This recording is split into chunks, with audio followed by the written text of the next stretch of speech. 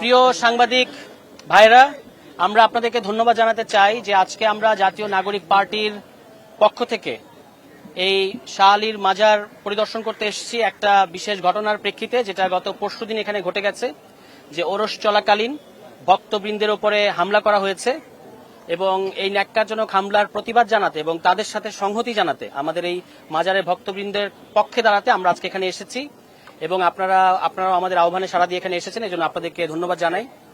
আমরা দেখতে পাচ্ছি যে অন্তর্বর্তী সরকারের আমল থেকে বাংলাদেশে কিন্তু মাজার একদিন দুই দিনের না, বাংলাদেশে বিভিন্ন জায়গায়, যেমন কিছুদিন আগে বগুড়ার মহাস্থানগড়ে একটা বড় সম্মেলন হয়ে গেল, এরকম বাংলাদেশে বিভিন্ন জায়গায় বিভিন্ন ধরনের মাজার আছে এবং আমাদের ইসলাম ধর্মের ভেতরেও নানা ধরনের মতবাদিক তর্ক আছে, কিন্তু কখনো সেটা হামলায় গড়ায় নাই।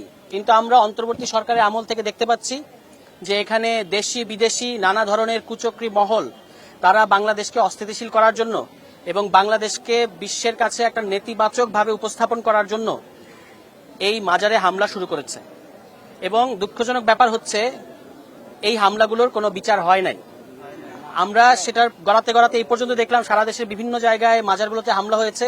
সেটা এখন ঢাকার এই অন্যতম প্রধান একটি মাজার, যেটা অত্যন্ত পুরনো এবং ঐতিহ্যবাহী, এখানেও কিন্তু হামলা হলো এবং সেটা ওরসে প্রকাশ্যে সবার সামনে যখন ওরস চলছে তখন তাদের উপর হামলা করা হয়েছে এবং পুলিশের একটা নিষ্ক্রিয় ভূমিকা আমরা দেখতে পেয়েছি।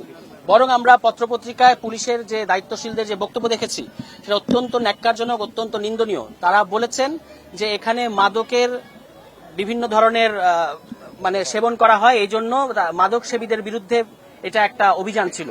তো আমাদের প্রশ্ন হচ্ছে, মাদক সেবীদের বিরুদ্ধে যদি কোনো অভিযান চালাতেই হয় সেটা পুলিশ প্রশাসন আছে, এই ধরনের কারা আসলো যারা এসে আমাদের ভক্তবৃন্দদের উপর এইভাবে হামলা করলো এবং মহিলাদেরকে মেরেছে, দান বাক্স ছিনতাই করেছে, এই কাজগুলো করেছে। এবং পুলিশ এখানে, আমরা বলবো যে পুলিশ এটাকে প্রশ্রয় দিয়েছে, বর্তমান সরকার এটাকে প্রশ্রয় দিয়েছে। এর আগে আপনারা জানেন যে কুষ্টিয়ার ফিলিপনগরে ওখানে একজন পীরের আস্তানায় সরকার দলের বিভিন্ন ধরনের ছাত্র দল, স্বেচ্ছাসেবক দল সহ বিএনপির বিভিন্ন অঙ্গ সংগঠনের ব্যক্তিদের নেতৃত্বে একটি হামলা পরিচালিত হয়েছে এবং সেখানে একটা হত্যাকাণ্ডও ঘটেছে। কিন্তু আজকে পর্যন্ত সেই হত্যাকাণ্ডে যারা জড়িত তাদের কাউকে কিন্তু গ্রেফতার করা হয় নাই। বরং এই যে হামলাকারীদের রাজনৈতিক পরিচয় স্পষ্ট থাকার পরেও এই ঘটনাকে মব কিংবা এরকম নাম দিয়ে ওই প্রকৃত যারা অপরাধী তাদেরকে আড়াল করার চেষ্টা করা হয়েছে। এটা অত্যন্ত নিন্দনীয় এবং আমরা মনে করি যে সরকার এবং সরকারের বিভিন্ন ধরনের যারা স্টেক হোল্ডার আছে তারা নানাভাবে এই ধরনের হামলার ঘটনাগুলোকে উস্কানি দিচ্ছে। আমরা আজকের এই উপস্থিতি থেকে, এই আজকের এখানে পরিদর্শন থেকে পরিষ্কারভাবে বলতে চাই যে গত 1.5 বছরে যতগুলো হামলা হয়েছে প্রত্যেকটি হামলার বিচার করতে হবে এবং একটি তদন্ত কমিশন গঠন করতে হবে, বিচার বিভাগীয় তদন্ত কমিশন গঠন করতে হবে। এর মাধ্যমে গত 1.5 বছর সহ এখন পর্যন্ত যে হামলাগুলো হচ্ছে এর পেছনে কারা দায়ী, উদর পিণ্ডি বুদর ঘাড়ে না চাপিয়ে এটার পেছনে কারা দায়ী সেটা চিহ্নিত করার জন্য একটি তদন্ত কমিশন গঠন করতে হবে।